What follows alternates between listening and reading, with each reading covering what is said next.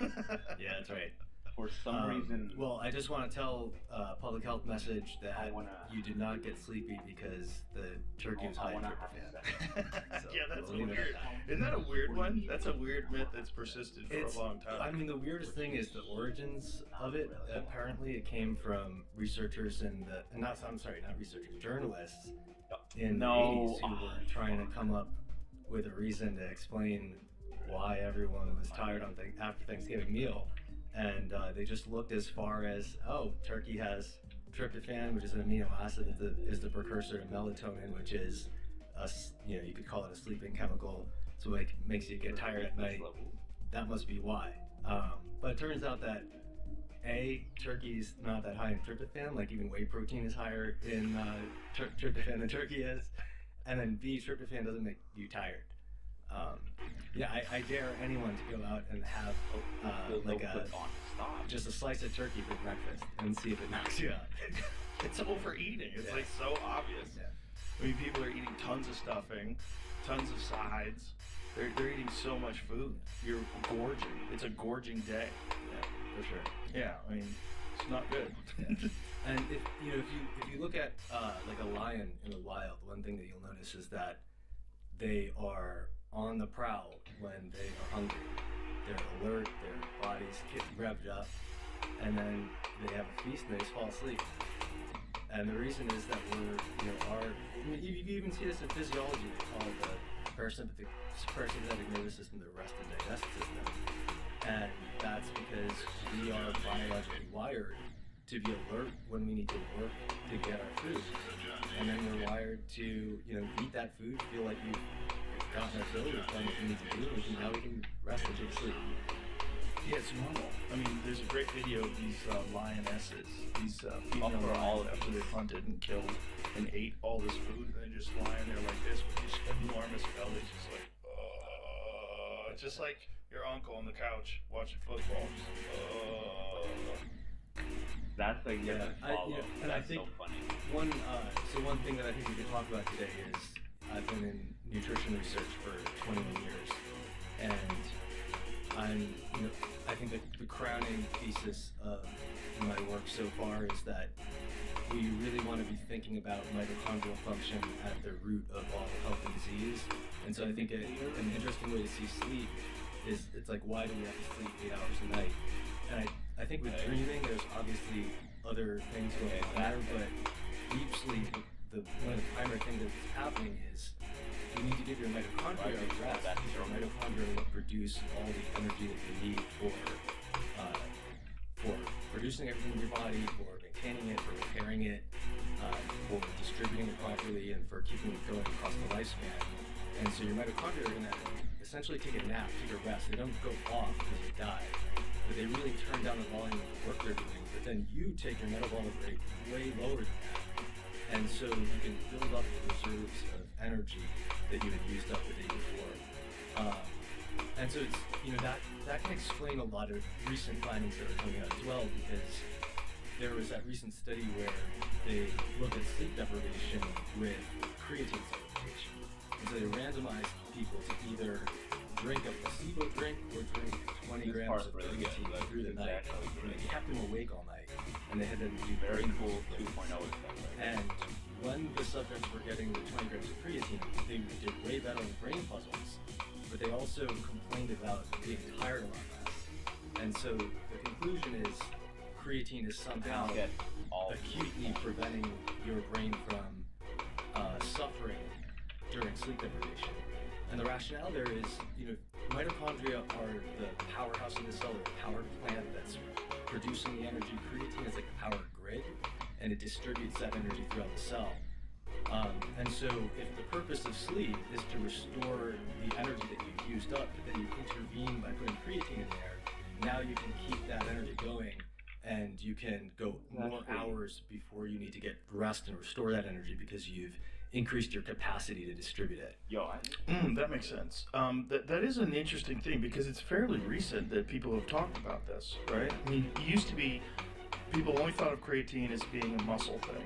to help you recover and help you build larger muscles. But then over the last, I would say, year or two, I started talking about cognitive function, and maybe even more than a couple of years, but about how it improves cognitive function. The sleep thing, though, is very recent, right? Yeah, the sleep thing was in the last year. There is some literature on traumatic brain injury where 20 grams of creatine for 6 months doubles the rate of healing. Whoa. That's incredible. But it's, the field is in its infancy, but I think that I actually, almost a decade ago, did a podcast on just creatine. I called it More Than a Performance Enhancer because if you just look at where it's distributed in the body, almost every cell and every tissue has the creatine system. And so it really is this, and if you look at the literature, they'll say, well, it's more important in certain cells, like it's really important in your muscles because your muscles have this very polarized, sometimes they're at rest, sometimes their energy demand is going through the roof. And it's really important in like long cells. So for example, your retina is part of your central nervous system. It's a really long cell that's coming from the brain into the eye, and creatine helps move energy back and forth. But if you just look at where, instead of where is it most important, just like where is it? It's like almost every cell in your body has creatine. And it's helping distribute the energy that the mitochondria make throughout your whole body, and that includes pumping stomach acid. It includes sperm swimming up the vaginal canal.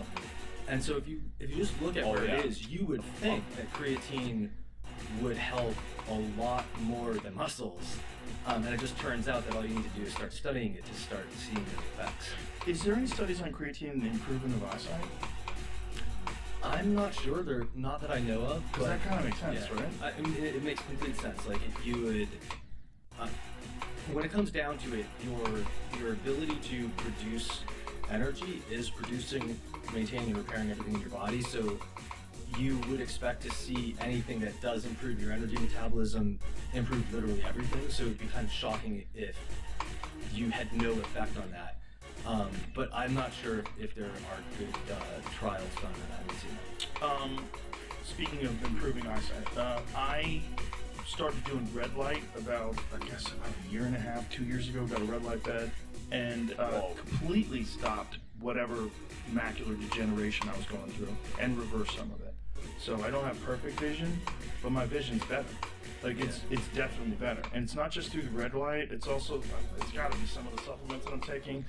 One of them, I take a supplement from Pure Encapsulations, no affiliations with them, I just buy it. It's called Macular Support, and let's see what's got in there. It's got lutein and a few other supplements that have been known to... Yeah, that'll do it. Is that it? Well, yeah, I mean, so with the red light, it is very interesting. Whenever you think of red light, you want to think of your mitochondria, because the main thing that we know about red, near infrared and far infrared, that they're doing is they're actually going straight into the mitochondrial engines that produce the energy and helping them produce more, and they're also ordering the water structure inside the mitochondria to make those engines produce energy more easily. And there was a study a few months ago that it was just like a one-day study, but it showed that blasting people in the chest with red light improved their eyesight when it was measured the next day, and they covered their eyes to make sure that the red light didn't go into the eye. And so the conclusion is, it's not a clinical study, right? And it's not like a 1 year, how does it, does it really improve your eyesight over 1 year? We don't know.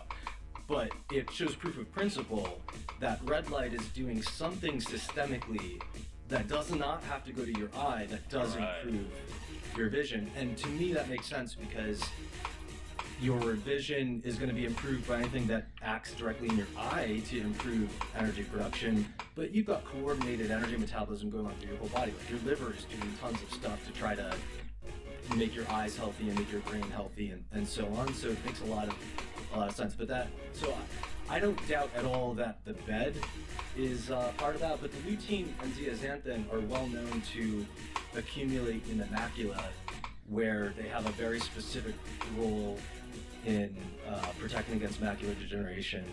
And actually the best source of those is egg yolks from chickens that are fed anything that has them, marigolds are super high in them. So if they feed the chickens marigolds, they get super high levels. And the egg yolk has fat that helps them get absorbed. So in terms of, I mean, this is you could take this with some eggs, but I should feed my chickens marigolds. Yeah, if you have chickens, and if you're spending your money on a lutein zeaxanthin supplement, you might be able to get maybe the marigolds are cheaper. So. Maybe I'll just double it up. So this is all the ingredients. Does this stuff make sense? It's something that would help support eyesight?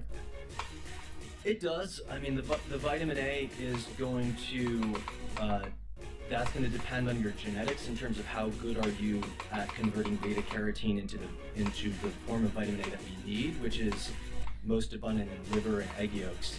It's dependent on genetics. So you need beta carotene is this big, and if you chop it in half, you get vitamin A. And so you have an enzyme in your digestive system that does that, but that enzyme is dependent on a lot of things going right. So you need to have good zinc status, good iron status, good thyroid status, and all kinds of stuff like that. And actually seed oils decrease the conversion. So if you take that with canola oil, you're going to get less vitamin A out of it than if you take it with eggs and butter. And then vitamin A activation is also dependent on mitochondrial function too. So but it makes sense. Vitamin A is great for your eye. Vitamin C is a great antioxidant. N-acetylcysteine, great antioxidant. The glutathione, the cetria stuff. I'm kind of. I think it's a little bit of a overhyped in terms of some another type of glutathione. I think would have worked fine. What's the best glutathione? Well, is liposomal? The best glutathione is the glutathione that you make yourself from protein that you eat. But if you're going to supplement with glutathione, if you're talking about bang for the buck, I just think straight up glutathione is good. And there are studies suggesting that there's marginal absorption benefits for certain special types, but then they charge 3 times as much for that type, and it's like, well, am I getting 3 times more glutathione out of it? Not really. So, some people swear by liposomal glutathione, and some, if you swear by it, if it does its thing pretty great. Do you think it's 10% better?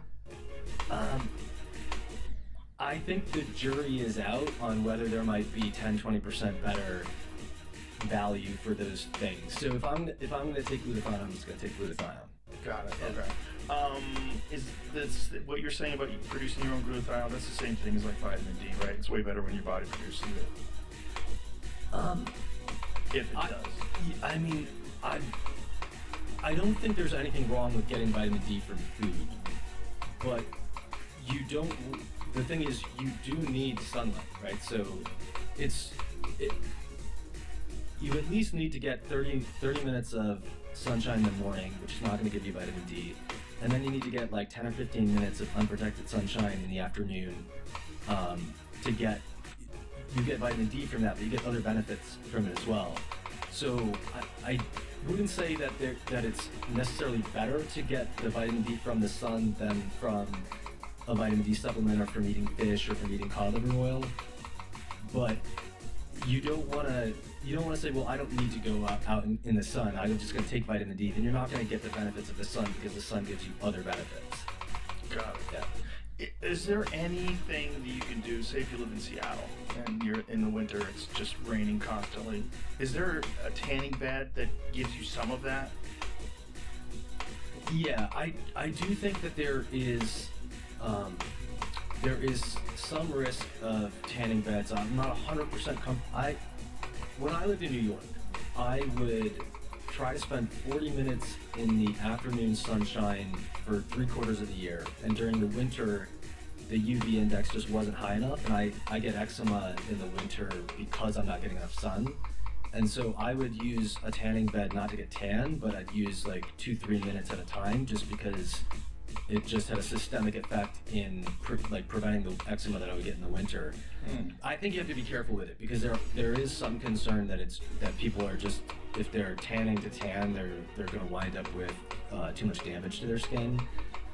But what I would do is, for morning sunlight, I think you can get like a lux meter app and just, some people they think that there's no sun outside, but actually it's like 100 times or 1,000 times brighter than indoors, and their eyes are adjusting, and so it's like cloudy or overcast, but there's still a lot of value in going outside.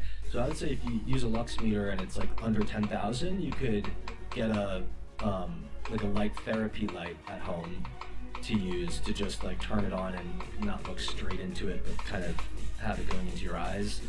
And then for vitamin D, you could do like tanning bed, but just try to really keep it minimal, like going for 2 or 3 minutes, not like you're trying to tan, you're just... What I was getting at, is there a different kind of tanning bed that's maybe... Oh, there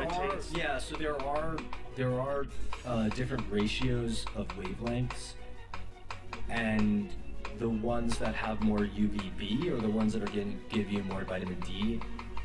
So if you're just going to a tanning bed place, you probably the staff there tell them that you want like mixed wavelength that gives you a mix of like surface tan and deep tan. Okay. I think that's how because they don't know the vitamin D science. So I think that's how you have to get the bed that gives you more. You have to tell them I want a mix of surface and deep. That's funny. Speaking of red light, and speaking of therapy that helps your mitochondria, what is your thoughts on methylene blue? Methylene blue seems to be a very controversial supplement. Some people think it's amazing and it's a panacea for all that ails you, and other people are like, what are we doing here? Why are you putting dye in your body? Your piss is coming out blue. This is weird. What school are you in? Methylene blue is something that could do wonders for your mitochondria if you need it, and could really hurt you if you don't. And I think that there are certainly a lot of people raving about it on the internet, and it's because it's a mix of things. So there are people that are treating themselves for a problem in their mitochondria that they don't know that they have, and then they get an outsized voice because they're the ones raving about how much it helped them. And so there's like selection, if people didn't get a benefit, or if they just felt a little worse, they don't go raving about it on the internet as much. Yeah. So that's part of it. There is also part of it is that when you get up to a dose of around 10 milligrams or so per day, for perspective, in clinical trials of Alzheimer's are using 200 milligrams, but you can buy like a 0.5 milligram on Amazon.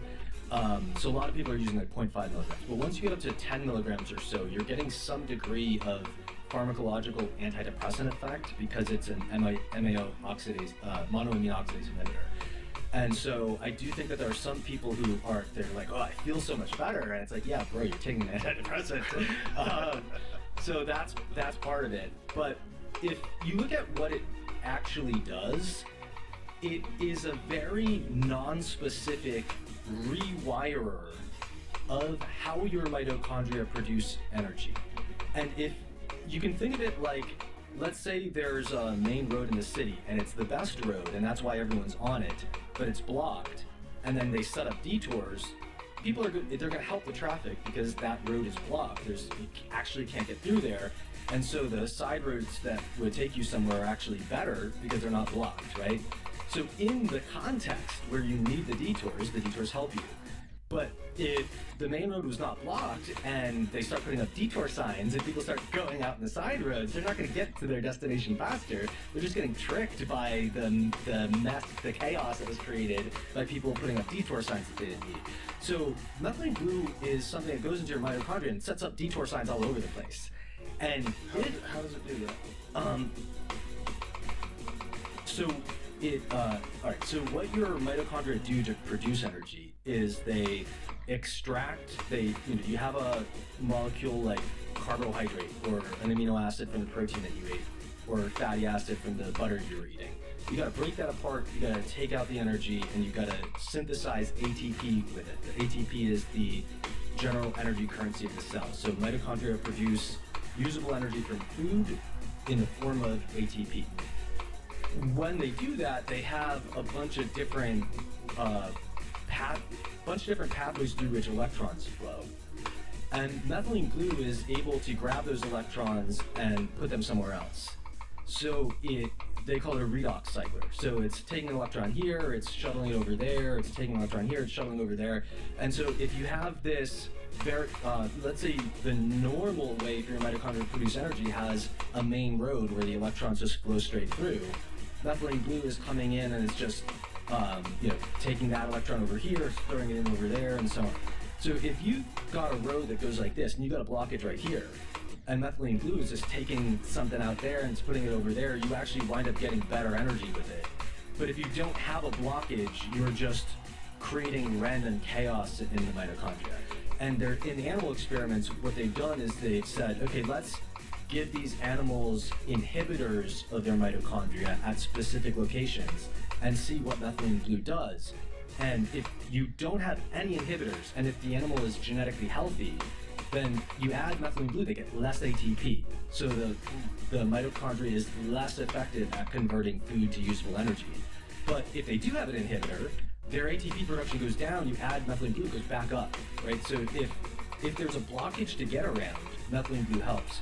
So I think what's important if you really want to make sure that people are using methylene blue right is to actually do mitochondrial testing that will tell you whether those specific blockages are there. I ran a biochemical optimization program a while back, and one of the clients that I had in there, he tried methylene blue and he only got up to a 0.5 milligram or a milligram, and his mood was worse, his fatigue was worse, he had more anxiety, a bunch of problems that, the dose was too low to say it was doing a pharmacological messing with his neurotransmitters. And so I think it was just making his mitochondrial function worse. And so the mitochondrial testing that we did on him showed that, he was not a candidate for methylene blue. And he actually had, some really weird, his mitochondria were best at using a specific amino acid, cysteine, and for energy. Kind of weird and idiosyncratic. And in his case, it was interesting because he had actually gravitated to a steak-only carnivore diet, and he didn't feel like it fixed him, but he felt like it, took the edge off. Like he was 50% better on the steak-only carnivore diet. And 50% is a lot. Well, it's a lot, right? But he wanted the other 50%. That's why he was coming to me. Yeah. So what was, figuring this out didn't get him to 100%, but it got him to to get days with 75%. Because he could use strategic cysteine supplementation to mimic the benefit he was getting from the steak, but he would be able to, be still in the fasting state because his workouts were better in the fasting state and things like that. So figuring that out allowed him to, get from 50% to 75%. But the methylene blue was putting him down at 5% instead of 50. Can I ask how old he was? He wasn't that old. He was in maybe 40. I forget exactly, but 40 give or take, 5 years. And is that an age-dependent thing, like mitochondrial dysfunction? Is it more common in older people? For sure. So I would argue that mitochondrial dysfunction and aging are the same thing. And there's a bunch of theories of aging, but if you take them all, you can always ask the question, why? There's the information theory of aging, why is the information not being carried out correctly? Or the oxidative stress theory of aging, why are you making more oxidative stress? And I actually think it's way more simple than anyone is thinking about it. It's mitochondrial energy production is producing everything in your body, it's repairing it, it's maintaining it, and it's putting it where it belongs. That means that mitochondria produce the energy that they need to produce everything in the mitochondria, right? And so if you have a little gap in your energy production, let's say you get, I think one way to think of aging is, well, I've suffered through so many cumulative insults. Like, I got sick so many times, I got injured so many times, I had days where I didn't eat optimal nutrition so many times. And I think what all those things are doing is that period of overtraining that you did, your mitochondria were forced to help you, give you the energy for the extra set of squats that you did, and they had a little bit left over for themselves, and they got 0.5% worse at producing energy, and so that sets up a vicious cycle because now that they could not repair themselves as well, now they get a little bit worse. And what you see in the literature is that as people age, starting around age 18 through age 70 to 80, you're losing your mitochondrial function average rate of 1% per year. So by the time you're 70, you have half the energy that you started out with that baseline. And that I think what explains that is just the vicious cycle of the mitochondria they lost 0.25% here or 0.25% there, and they just started repairing themselves less effectively because they're the engines fueling everything, including that. And so, but the good news is that age only explains 25% of mitochondrial function. So it's the average that's going down at 1% per year. The average person is producing half the energy at age 70 than they were at age 18. But the spread around that is huge. And with that, to me, the way that I spin that means that 75% of this isn't under your control. You're gonna go in a downward trend, but you're in control of whether you're way undershooting that trend or you're way overshooting it. What you want to do is make your mitochondrial function as good as it can be at any given age, so that downward trend will, it'll be a lot slower, and you can get to age 70 and you're not docked 50%, you're just docked 10%. And I think that's what's happening when you see some of these 70-year-olds who are more fit than a lot of 25-year-olds. Yeah, interesting. So what are the primary factors in regards to being able to maintain your function? Well, I think that everyone has idiosyncratic things, and I think mitochondrial testing is very important.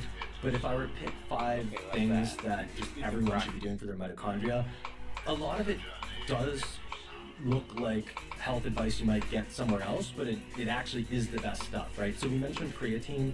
I think creatine is really important because it's not in the mitochondria so much as it carries forth the mitochondrial energy of the rest of the cell. That also feeds back in the repair functions for the mitochondria. So I think optimizing your creatine status is super important. And I think that everyone who's not eating 1 or 2 pounds of meat per day should probably be taking creatine. And you can think of it as if you're eating red meat and you're eating it rare, you can err on the side of 1 pound. And if you're eating, and I would include as red meat salmon, which is like a reddish fish and is actually quite high in creatine. If you're eating white meat, white fish, and you're eating it well done, you want to err on the side of 2 pounds because they don't have as much creatine, and you cook the creatine out of them, and you wind up with much lower dose. We should probably say salmon. You're talking about wild salmon versus farm salmon, which has a dyed pink skin. Well, it's not the red color. I think it's coincidence that it's. I think the red color is coincidence. It's just a helpful way to think about it. But it probably is the case. At least like every Atlantic farm salmon that I've seen is. You can tell that it's well, if you look up it in the database, it's way higher in fat. But you can tell by looking at it that it just doesn't have that lean look that wild salmon has. So I think creatine is a function of the lean tissue mass, and it might be the case that wild salmon are doing a lot more swimming. Like maybe the wild environment is encouraging them to use their muscles in a way that increases their creatine synthesis. That wouldn't surprise me. I have tried to steelman the case of, could there be a vegan diet that would make you not need to supplement with creatine? And the steelman that I've got for you is you'd have to be eating 0.5 kilogram of tofu and 0.5 kilogram of quinoa per day. And that's not typically what, and that might rip a hole in your digestive system, but that's not typical. My stomach just saying. So I think that most vegans should probably just supplement with creatine and call it a day there. Don't do that. So that's creatine. We mentioned sunlight. So sunlight is when you wake up in the morning. I said before, your mitochondria have not gone to sleep literally, but they've really slowed down. It's like they're on a nap.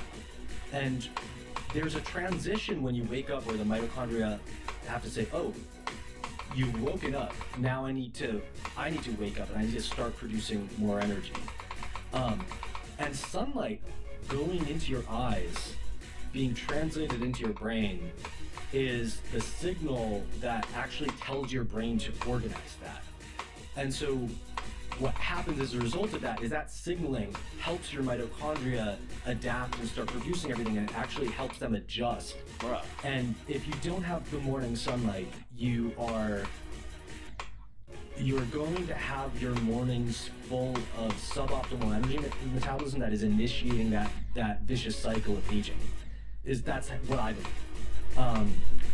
And then it's also the case that the red and infrared light from the sun is very beneficial to the mitochondria. The best time to get that would be in the morning. When you go out in the afternoon, you've got to deal with, like, can I get 2 hours of this without getting burned? But if you go out in the morning, you can stay out there for 1 or 2 hours and you can get a lot of red and infrared light without worrying about burning wavelengths. And then I think the beds and other devices at home are great. And where you want to start thinking about that is, I'm getting benefit from red and infrared light, but I'm getting more. I know that I could get more benefit if I got more of it than I'm able to get through sunlight. So start getting those wavelengths with sunlight as your base, and then do whatever you want on top of that with whatever seems to be working well for you. Then nutrition would be number 3, and every nutrient is needed for everything in your body, but your mitochondria are using all kinds of nutrients. And there's this idea that floats around in society that nutritional deficiencies are a thing of the past. But if you just look at surveys, 93% of Americans are getting less than they need of at least one nutrient. 30% have verifiable blood markers of at least one nutritional deficiency, and 6% have blood markers verifying more than one nutrient deficiency. And I think those are all underestimates, because when you're just looking at the official stats on, like, how much of each nutrient should you eat, there are a lot of people that have needs for way more, right? So I think those stats are grossly underestimating how many people need to get better nutrition. So I think everybody should be getting better nutrition. And to kind of high level what that looks like, I think some good rules of, there's lots of ways to skin a cat, but some good rules of thumb are, different people will do better with more plants or more animals, but when you do eat animals, you should be eating them nose to tail. So at least try to work in liver, at least try to work in bone broth, or something like that. The closer to nose to tail you can eat your animals, the better. Do try to diversify across proteins, because there's just different vitamin and mineral profiles in different types of protein. Like, if you can eat shellfish, eat some shellfish. If you can eat fish, eat some fish. If you can eat dairy, eat some dairy. And the more you diversify across those proteins, the better. Most people don't eat enough protein. Good rule of thumb would be at least 1/3 of your plate should be protein, but if you're talking like eggs and dairy products, you've got to double that, because they just, the amount of space that they occupy per unit of protein that they're giving you is 1/3 of your plate as eggs is not going to give you enough protein. And then I think try to eat as broadly as you can from different types of carbohydrates. If you have to leave out something, leave out grains. Try to eat whole, unprocessed foods, and try to eat 80% of your foods cooked at home or prepped at home or whatever, instead of eating out. And make sure your digestion is in good order. Those are kind of the broad basis of nutrition. Yeah.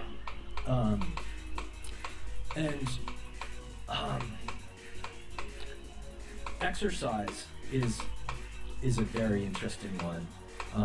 So exercise is incredibly important to the signaling that produce mitochondria. But why is that? It's because you need mitochondria to produce energy for the exercise that you're doing. So I think a lot of people are too reductionist when they look at what type of exercise should you do for your mitochondria. If you try to do a study that says, like, I'm trying to get more mitochondria in my skeletal muscle, what exercise is going to do it? You're going to see endurance exercise outperforming other things. And that's because endurance activity requires more mitochondrial function in the muscle. If you're doing like hypertrophy or strength training and you're doing short sets, your muscle's burning a lot of glycogen, it's less dependent on its mitochondria, so you're not going to see the mitochondrial function there. But that doesn't mean you're not improving mitochondrial function, because now all that really means is the liver is stepping up to assist the muscle. Like if you're doing sprinting, your muscle's burning through tons of carbohydrates, making a lot of lactate. If that lactate's not being metabolized in the skeletal muscle, it's going to the liver to get converted back to glucose. So your liver, now you're training your liver's mitochondria when you're doing strength training, you're doing hypertrophy. So I think the right way to look at it is just, you should be exercising all the things that are functions that you need to keep. And that means endurance, it means strength, it means mobility, it means agility, it means balance, it means proprioception, it means being able to respond to your environment. I think to some degree, like just playing a sport that has other people in it is important, because if someone's throwing a frisbee, you need to react to that. You're training mitochondria in your brain that are able to energize the systems that provide your reaction time. And I think cognitive, exercise for your brain is things like working on your memory and on your creative synthesis and all those different aspects. And I do think that a lot of people are thinking about this when they're 25, they're like, I don't care if I can memorize a string of 25 numbers, but you're going to care if you can't remember anything when you're 75, So I think that we really need a broad thought about this. But by the way, do you know what athletes live the longest from the pros? Baseball? It's actually gymnasts and pole vaulters have 8 years on the general population. And if you look at, there's a study that came out earlier this year, and it tallied up all of the pro sports players from all of the countries who had the dates of their death published and who were notable enough to have had an article published about them. And so they had many hundreds. I forgot the exact sample size, but they were able to statistically adjust the mortality rate to the general population from which the athlete came. So if it was a Greek athlete, they were adjusted to the mortality rate of Greece when they died, what you would expect after adjusting for location, age, and so on. And in the male athletes, you had gymnasts and pole vaulters with 8 years on the population. And you've got cyclists, and of course you've got sumos. Sumo wrestlers are 10 years below. And you have a lot of sports that have high injury rates, that are, especially a lot of stuff that has impacts to the hands, martial arts and things like that, where probably the sport itself and its impact on training your body's energy systems is positive, but just the injury rate is taking you out, so you're kind of like not, you're kind of in the middle, you're very close to the general population. Cyclists only have 2 years on the general population. And so what I thought was interesting, I think a few things are interesting about that. So first of all, there's a lot of people in the longevity space are taking most of their information about how they should train for longevity from people who specialize in cycling. Really? And so, I'm not going to name names, but there's there's people out there who are, that's where it's coming from. And it makes a lot of sense that cycling is, it's good for cardiorespiratory fitness. There's a lot of data that having good cardiorespiratory fitness is a key factor for longevity. But when you look at a study where gymnasts and pole vaulters have 6 extra years on the cyclists, and the cyclists only have 2 extra years on the general population, I'm like, what, it's not all about the cardiorespiratory fitness. And so when I think about it's an observational study, you can't prove cause and effect, but it just does make you think. And the way that I think about that is a few things. So first of all, the commonalities between gymnasts and pole vaulters, it's definitely not height, because gymnasts tend to be short and pole vaulters are tall, and so the height cancels out. Definitely they're fit. They do both have, it is interesting that they have, cyclists have a good lower body, and gymnasts and pole vaulters have a good upper body. So I do think that's interesting that it does make you wonder if kids skip leg day. I don't advocate skipping leg day. But to me, what I think is actually going on here is I think that functionality of movement throughout the whole body to facilitate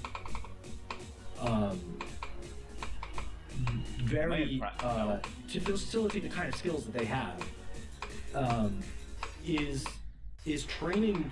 It's training in things that are getting left out when you just make sure that your heart and lungs are able to support your running or your cycling. And I think that some of those are probably related. I don't know what they're not dying of. So presumably they're getting less heart disease, or they're getting less cancer, and they're getting less neurological disease, because that's what people are dying of, right? Like the average, if you get far enough for someone to analyze why you died, they're like diabetes and hip fractures and things like that are hitting younger people. But in general, if people are dying because they got old, they're dying of heart disease first, cancer second, and neurological. Like they outlive those two things. You get this diverse spread of things that people die of, and diverse neurological diseases becomes pretty heavy.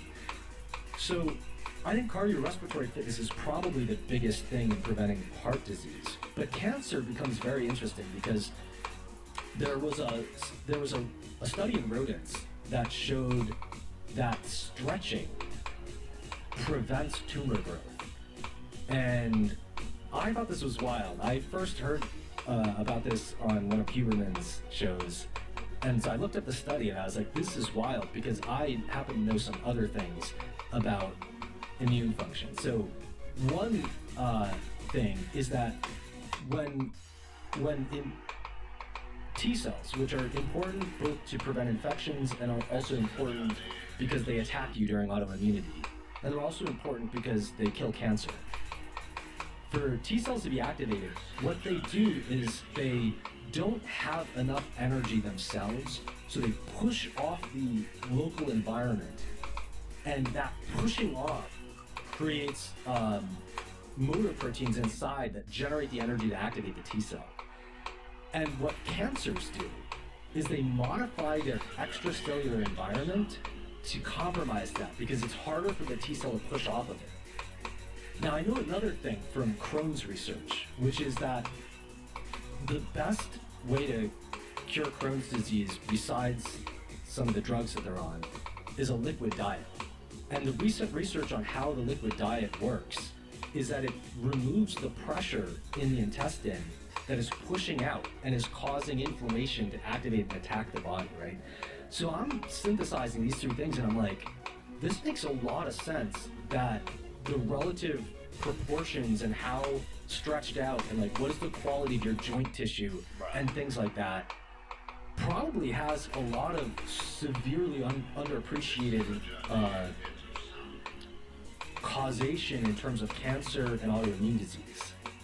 So I think it would be very interesting to see if actual like functional mechanical activity, like if you optimize for functional mechanical activity such that you can swing around from acrobat from a trapeze and flip around in the air and swing on rings and push yourself up and stuff like that, does that pay forward into better immune function because your body is more properly structured? I can't prove that, but I think it's very interesting to think about for those two exercises. And then it is very interesting to me that gymnasts and pole vaulters both spend a lot of time upside down. And they don't stay upside down for very long. But they repeatedly are upside down quite a bit, right? And so this is all just hypothesizing interesting ideas, right? So one interesting idea is that a vibration plate is the sedentary man's gymnastics.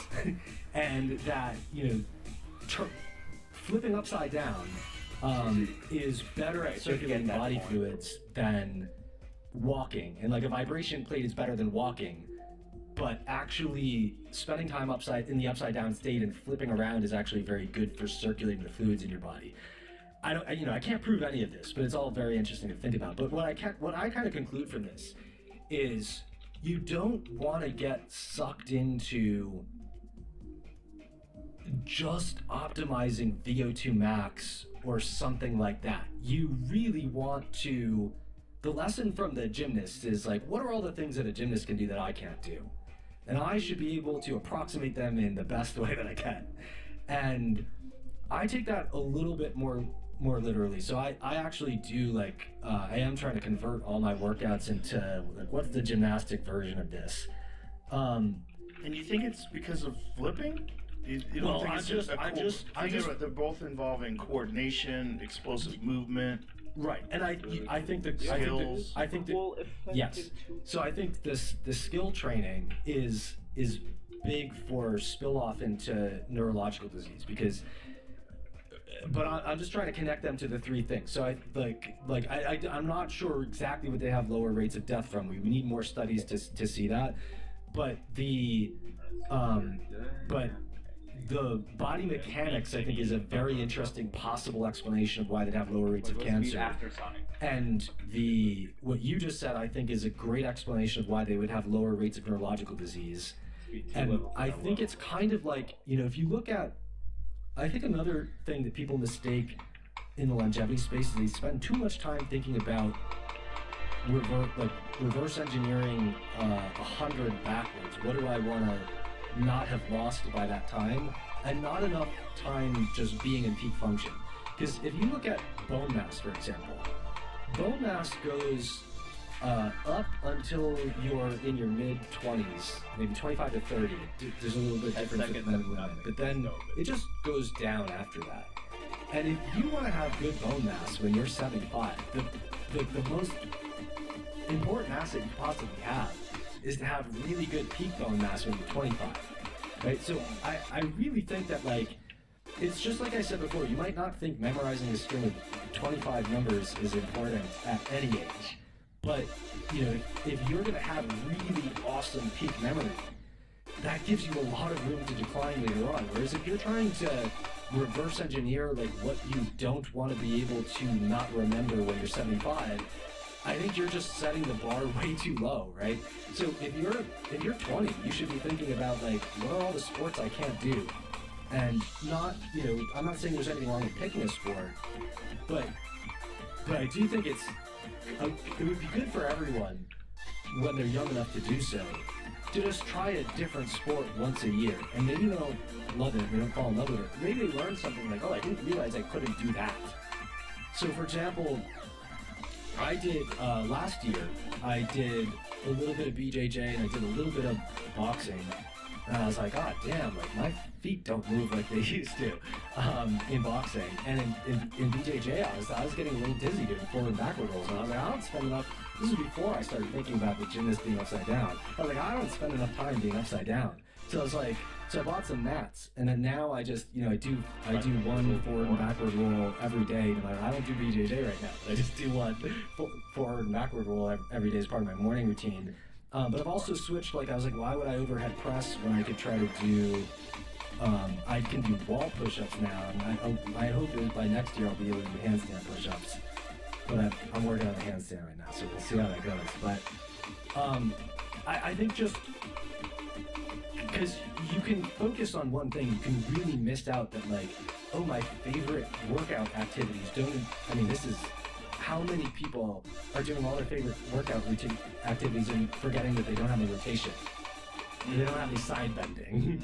If you would just try a different sport and be like, oh, what did I not realize I wasn't able to do at all? And then pick that and put it in your workout.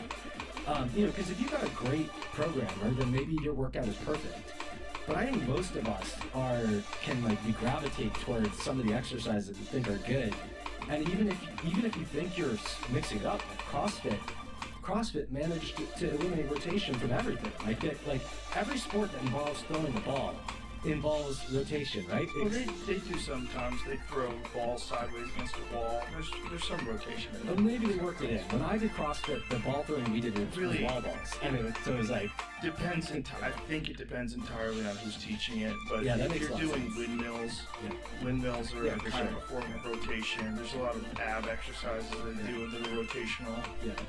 All right. So maybe that wasn't fair, but Yeah. but the point is that, like, a lot of people are not doing any rotation, right? Right. And so I just you just want to tap into that diversity of like what functions am I not exercising when I exercise. Upside down portal right there. When we're talking about skills, we're talking about the neurological system and the cognitive system synergistically in a dance. When you talk about old people, and one of the things that happens when cognitive function declines is you lose your ability to do puzzles, and one of the ways to stave that off, they believe, is like do crosswords, do a bunch of different things. Your chess, do something that's actively making your mind fire and work. Wouldn't it just make sense that a skill versus just a workout, just bench pressing and squats and stuff like that, but it's an actual skill where you're doing like Muay Thai, hitting pads, or even light sparring, that you're thinking as well as exercising, which is very different because you're consciously aware of your opponent's movement, you're calculating it, you're trying to time things. There's a whole dance going on between your body and your mind that doesn't really exist in straight workouts. So that alone, I would think, would fight off a lot of the age-related decline in physical activity or physical function. Yeah, I think you mentioned a couple things in there. So I think it's a separate thing to have a skill and to have strategy and to have reaction time. But I think you definitely want to be hitting all those bases. So I think it's good to have a general checklist of what should you be exercising and see that it takes strength and break it down into the different planes, and then also take skill, strategy, reaction time, agility, quickness, balance, power. And you have to find a way to, it's hard to work everything at once, but you got to find a way to maybe you cycle through switching your focus, but you find like what is, if I worked on really being able to jump rope without tripping my feet up last quarter, how am I going to take that skill and not lose it? And so for me, for example, like I really focused on jump roping when I realized how horrible I was at it when I was forced to do boxing. And so I would very intensively try to get good at jump roping. And now I don't want to work on it anymore. That just taking in like, okay, every morning I have to do 50 uninterrupted jump ropes just in the course of my one warm-up. Just to kind of keep whatever skills that you've developed. just to make sure that like I'm not losing the basic capacity to do that coordination. Yeah. And if I start to, then I realize I have to work on it. Yeah. New things, I think, would enhance that even more maybe than things that you're very comfortable with and things you're very efficient at. Like, say, if you're an athlete in whatever sport and you say, I'm going to try jiu-jitsu or I'm going to try martial arts. Like something completely new like that where you're working out but you're really thinking, because you've got to like really concentrate. It's not like a natural movement to throw a side kick. You have to really concentrate on picking your knee up, twisting your body and all that jazz. Like, I think stuff like that would, just keep everything firing, I think I think you should do a mix. Like, you always want to be pushing yourself to new achievements, but then you also, I think you want to structure things so that you don't lose the ones that you did. Right. Like, I think a lot of us go through life just making achievement, losing it, and we're treading water and go nowhere. When I really got into jiu-jitsu, I stopped doing any kickboxing for a long time. And every now and then I would just hit the bag and just like, I still can do it. But then I started training Muay Thai again, and it was kind of shocking how long it took me to get like the flow back. Like where it really like comes off smooth. Everything seemed like a little labored, and it was just disheartening. I don't really have these skills. Like I have to like reacquire them. I know how to do it. I've done it, but it's just like right now everything's a little. The pathways are filled with mud. You know what I mean? It's not clean. It's not nice and sharp. Everything's a little funky. And, but if you want to get good at jiu-jitsu, you don't have time for 2 hours of Muay Thai a day. You just don't. So it's like you got to pick your poison. You got to pick what you like and what you don't like. Yeah. Well, I think you have to decide what your goal is and what your Right. metric is. Like, there's no way that anyone is going to be good at like 7, going to be elite level at any 2 sports, or like great at any 7, right? So I think you have to say like, okay, do I want to be really good at Muay Thai? And that's, you don't have to do that to have healthy aging. Right. But there are things that you do at Muay Thai that you do have to be able to do to have healthy aging. So if you're just thinking about it from the perspective of how do I know that I'm engaging in healthy aging, I think you don't want to say like, oh, I need to be as good as I ever was at Muay Thai. You just have to say, okay, like why am I bad at some of that, and is that something that I need in general? And I think oftentimes by doing something like that, you can think about it and you can realize, oh, what I really can't do is I'm not agile anymore, or I really can't like shift my weight quickly anymore, or I really can't, like, my reaction time is slow. Like I just keep getting hit in the head because I don't move it. If you're realizing those things, then I think you have to find some way to train those, because you need those for everything. And it's easy to not challenge yourself in life and don't realize what you're losing. So you do have to challenge yourself with something you're not able to do to figure out what you're weak in. One of the things I wanted to bring up, you brought up earlier, you were talking about martial artists and perhaps like injuries accumulating over time, and you lose some of your function because of that. Like you mentioned hand injuries. Is that something that people need to take in consideration that maybe they don't, that maybe just physical damage, like in terms of getting hit, and physical damage perhaps from overtraining, physical damage certainly from cutting weight. A lot of these guys cut weight and they're basically on death's door 24 hours before a fight, which is, I think, completely insane. And the most avoidable damaging thing about martial arts competition, and yet it's ubiquitous. It's like almost everyone does it. Yeah, I mean, I think there is a degree of subjectivity to it. If your idea of what a life well lived is to win an event that might have you die in the next 3 years, then how are you going to argue with that value that someone has adopted? But if you are thinking about it from the perspective of how do I stay healthy how do I live a long, healthy life, then injury prevention has to be your number 1 consideration, not your number 2.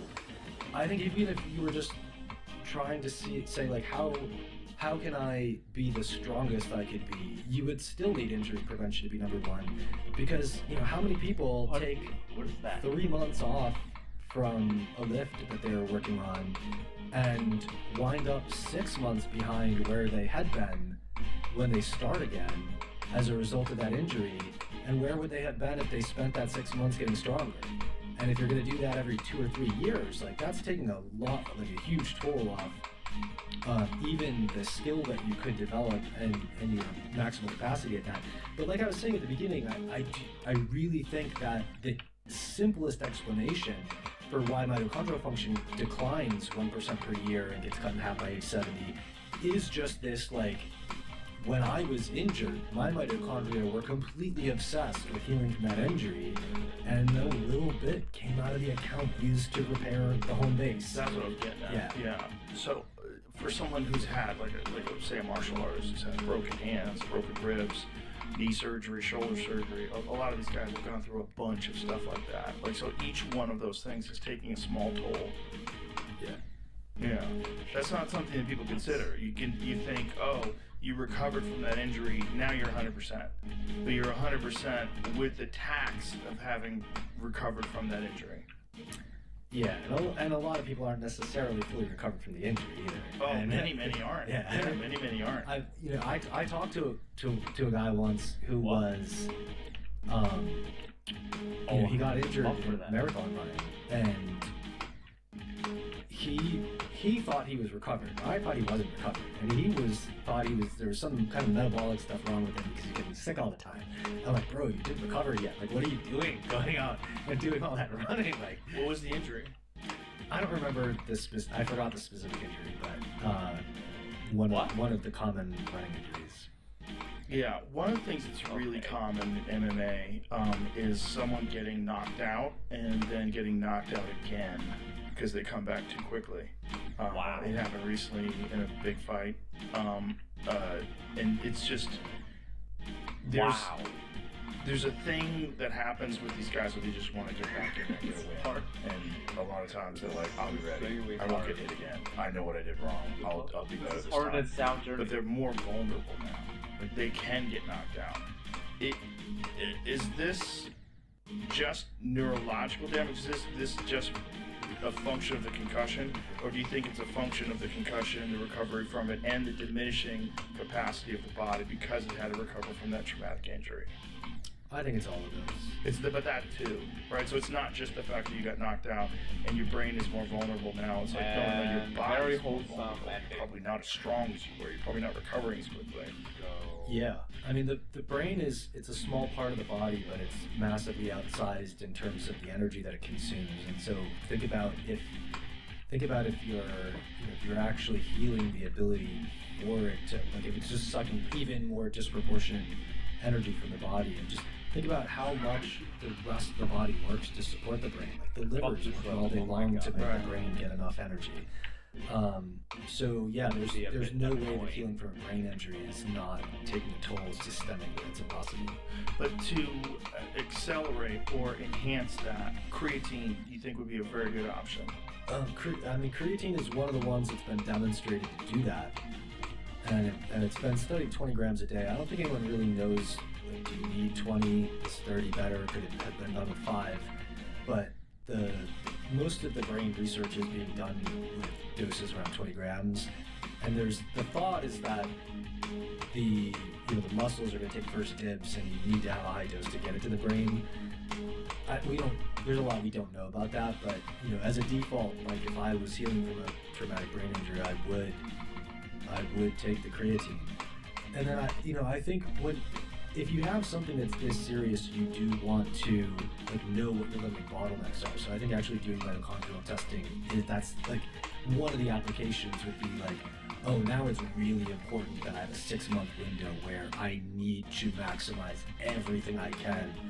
And so, testing to understand your unique needs, I think would be a way to supercharge that process when it's needed. And I think that there are, and so to take this back to like what can people do in general, I think methylene blue you mentioned is one of those ones where like I personally wouldn't even take it without testing showing that I need it. But CoQ10 is an interesting one because CoQ10 is actually made in the body and it is found in food. And so methylene blue was, a lot of people emphasize that it was the first it was the first drug. So it's like the first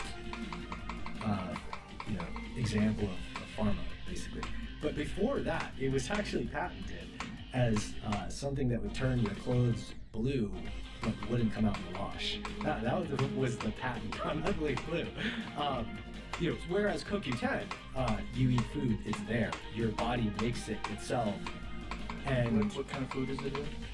heart is the best. And so I was saying before, you should be eating nose to tail. Like if you're going to eat, you should be eating heart. I personally, most of my meat is actually a blend of, it's like 60% ground beef, and the rest of it is a blend of liver, heart, kidney, and there are some other. Mine is just liver, heart, kidney. There are some other companies that I've seen recently come out with ones that include spleen and adrenals and very small percentages. But I do strongly believe in a food first, pharma last approach.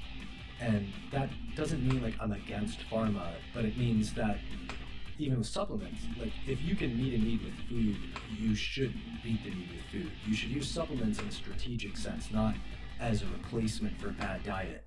And those supplements should, what you would do next is say like, okay, I'm really having trouble getting enough whatever nutrient. Maybe I'll supplement it to compensate for that. But I think you should go on down the line with, other things that are like supplements of things that occur naturally in your body that are of course safe to be in your body because they're always going to be there, maybe you can supplement with that to help break a vicious cycle of aging, or to stimulate a virtuous cycle of healing. That that I would, once you're getting all your nutrients and you're trying to do that from food, I think that you could start playing around with that stuff. But even then, so CoQ10 is a great example. I would try eating more heart before I would try supplementing with 400 milligrams a day of CoQ10, for example. Can I ask you this? Yeah. Does it matter if it's chicken heart, beef heart? Is there a superior? I don't think we have enough data to say that. So CoQ10 is one of those things where the nutritional databases are not that. I mean, you're not even going to find it in USDA database, but there's published literature. But I have not seen all the different hearts compared. So how do we know that CoQ10 is in heart? Well, wherever it's been measured in heart, it's there. So like the representative examples of heart that were used were like an order of magnitude higher in CoQ10 than anything else. And is But we haven't. I'm sorry. Oh, I mean, we just haven't seen all of the different hearts compared to each other. Is it dependent upon how it's cooked? Like whether it's rare, well done? I think you lose some during cooking, but it's, I forget how much, and I don't think it's all of it. So you're always, the more gently you cook your food, the better off you are in every conceivable case. It might not always taste the best. Except for parasites, of course.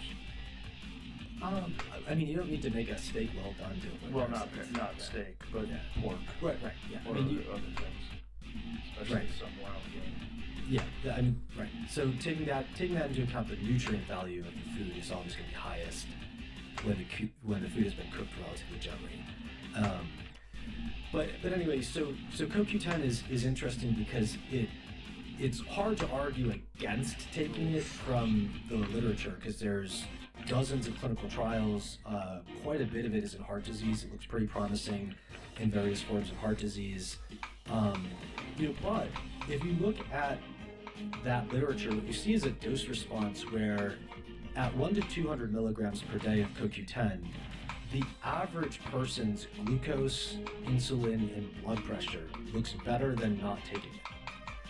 But the average person at 400 milligrams of CoQ10 is actually having worse blood pressure, glucose, and insulin than they were without taking it. And the variability around that is huge. So one person is probably going to be worse at 100 milligrams, whereas another person might get their best at 400 milligrams. But it's like, if you looked at the literature, you would say, where is the sweet spot where the average person is going to be doing really good? It would be 100 to 200 milligrams a day. But I think I've seen a lot of edge cases on either side where some people get miracles and some people get, I wouldn't say catastrophe, but they just get worse off. So a lot of people complain about insomnia. They complain about their heart racing or heart palpitations, various things like that, overstimulation, feeling like the lights are too bright or the sounds are too strong or whatever, just hyper sensory awareness. It's not common, but it's I mean, all the people with the uncommon stuff always ask me that. Right. At higher levels? Or No, just like at 100 milligrams. Like they're just hypersensitive people out there. Okay. Yeah. And is this rare? Is this like? I don't know how common it is. So what I can tell you is that across the trials, you see some people reporting GI side effects, which is super common. You don't see a lot of this mentioned, but you never know if they were looking for it. Like a lot of times the side effect list is dependent on what side effects they asked about. Is this something you take with food or without food? It would be better to take it with food. And is the side effects, is it dependent upon when they take it? Like whether it's morning or evening? I think for some people that have complained about insomnia, they have thought that it was worse when they took it in the evening. Makes sense, right? Yeah, so maybe increase function if you took it early, or maybe increase energy levels? Okay, so I think, let me set the stage for this with just kind of like, I think this really helps explain, like, what should you actually be thinking about to know that you're healthy? And I think we struggle a lot with, like, I think the medicine just thinks that being healthy is just not having any disease. And I think we, as just kind of the, wellness community or whatever, struggle to come up with a good definition for health. But I think a really good definition of health for me is you should be abundantly supplied with all the energy that you need to fulfill the goals that you're trying to fulfill, and you should be adaptable enough to be able to handle things changing that were out of your control or your own purposeful changing. And I think the North Star for you to see when to know that you are healthy is that your energy to anxiety ratio is very high and your libido is very strong. And so I when you start losing libido, you use energy not only to produce, maintain, repair everything, but you also use it to distribute everything. And so one of the things that you do with like the last 10% of energy you make is help determine where all the energy goes. libido. And so a lot of people think that like if their mitochondrial function is declining, they should feel tired all the time. But that's not necessarily the case. It might be that you're just losing the energy that you need to actually help the mitochondrial chemical energy to help control how you use energy. And so you are wasting it as anxiety, and that's coming out of productivity. So it's like you look at how much energy did I have yesterday and what did I get done? If the answer is, well, I felt wired all day, but I wasted most of it thinking about why my wife insulted me and then worrying about how I was going to pay the bills, and so I didn't actually get any work done, like that's a good sign that you are losing control over where your energy is going. So that's not good. That's not healthy. Healthy is you have abundant energy to put towards productive things, and so you should see from that you feel energized when you need to be alert, that your anxiety levels are very low, your libido is very high, and you can adapt that on an age-dependent manner, but and that you are able to sleep very deeply. And if all your energy is keeping you up at night, and then the next day you're sleep deprived, your biggest problem is you're just not putting the energy to where it's supposed to go. So I think when you're looking at something like that, you could say, oh, maybe CoQ10 is just increasing their energy, but to me, that they lost a little bit of energy, and they lost the energy that they needed. Like they lost the top 10% of their energy, and then that made them not be able to control where the next 20% went. And so it spilled over into their heart was racing, or it spilled over into they couldn't fall asleep at night. Right. But I've also, I've also seen other edge cases where people get miracles from CoQ10 that you also are not going to find in the literature. So I had this. What kind of miracles?